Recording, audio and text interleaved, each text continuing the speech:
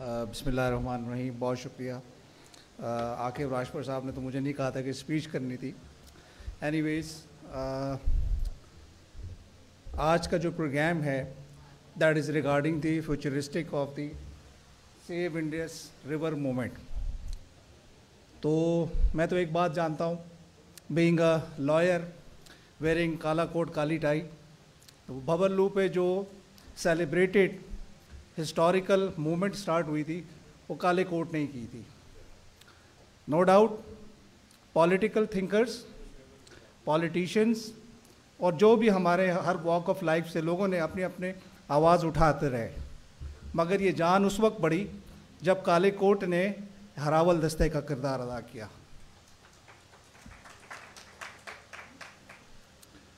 हम लोग भी गए कराची से यहाँ पे, जोक दर जोक काफ़िले गए और लगातार कंटिन्यूसली 10 से 12 दिन तक जो वहाँ पे एक मूवमेंट चली।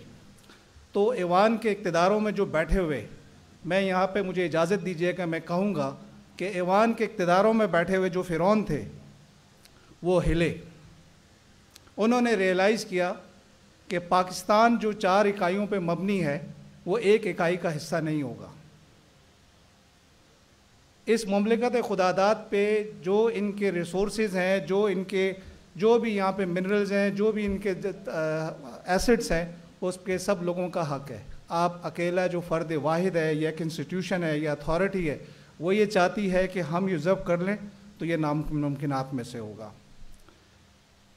जहाँ जहाँ जिस शक्ल में भी नाइंसाफ़ी होगी, हम कोशिश करेंगे कि काला कोट उसको हर ईवान के इक़्तिदारों में पहुँचाए।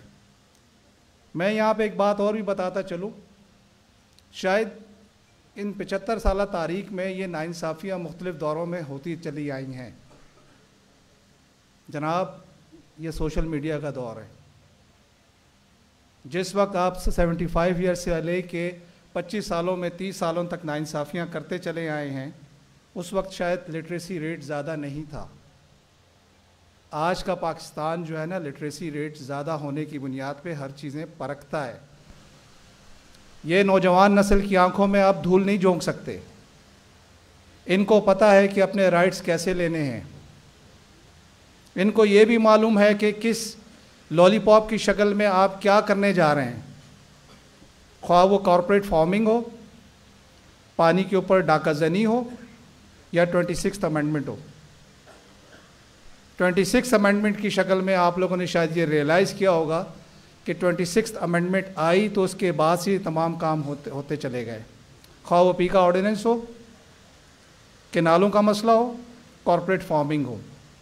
ये पहले हम ख़बरों में पढ़ते थे, मगर जब सून आफ्टर 26th अमेंडमेंट तो आपको सब समझ में आ गया कि जनाब ये है क्या असल में।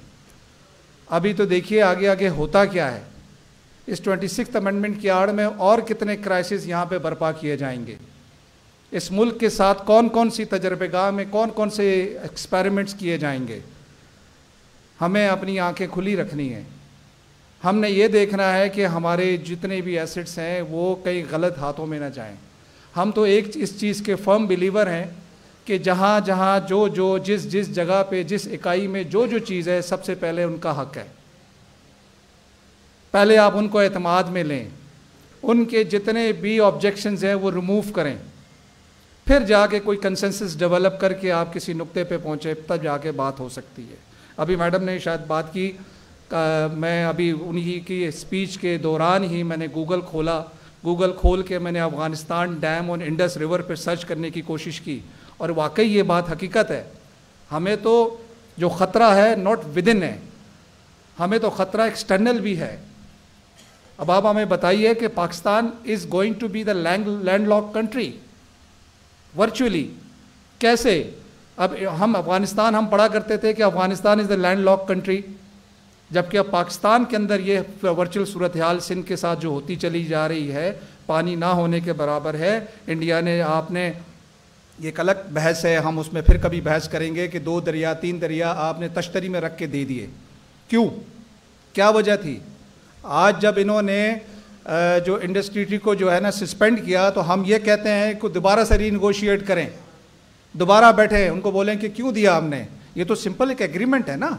बीइंग अ लॉयर सोचे आप यूनिलैटरली उसको कैंसिल कर सकते हैं ना, नहीं कर सकते, क्यों नहीं कर सकते? कोई खुदा ना खास्ता इंटरनेशनल लॉ तो नहीं है।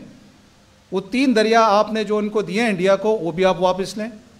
आप बोलें कि हमारे साथ ये प्रॉब्लम आ गई है, नए टर्म्स एंड कंडीशंस के मुताबिक जो है ना हमारा जो है ना ग्राउंड रियलिटीज़ चेंज हो चुकी हैं, हमें इजाज़त दी जाए, हम रीनेगोशिएट करते हैं। इंडिया में तो यही बात कर रहा है। इंडिया ने सस्पेंड क्यों किया उसको? इसलिए सस्पेंड किया कि वो रीनेगोशिएट करेगा आपसे, आपको बोलेगा जनाब कि आपके साउदर्न एरिया से, साउदर्न इंडस रिवर से आपको पानी मुझे मज़ीद दें, तो आप भी करें। आप बोलें कि जी पुराने मुआहदे हम ख़त्म करते हैं, आप हमारे अज़ली दुश्मन हैं, तो हम दोबारा से निगोशिएट करके बात करें। तो मैं आखिर में तमाम जितने वॉक्स ऑफ लाइफ के लोग थे जिन्होंने हमारे शाना बशाना बबरलुई में और इस कारवान का साथ बने, हम कहते हैं कि आप लोगों के बग़ैर नामुमकिनात में से था। आप लोगों ने एक तारीख़ रकम की है, हमारे सीनियर्स, हमारे थिंकर्स, हमारे दानिश्वर, हमारे लोग, हमें मज़ीद आपकी इसी तरह की ज़रूरत होगी। हम चाहते हैं कि मुमलिकत खुदादाद जो बना है खुदा के लिए कायम दायम रहे, इसके साथ मज़ीद एक्सपेरिमेंट न करें। इन्हीं अल्फाज के साथ आप लोगों की मैं इजाज़त चाहूँगा। बहुत शुक्रिया। बहुत बड़ी मेहरबानी जनाब।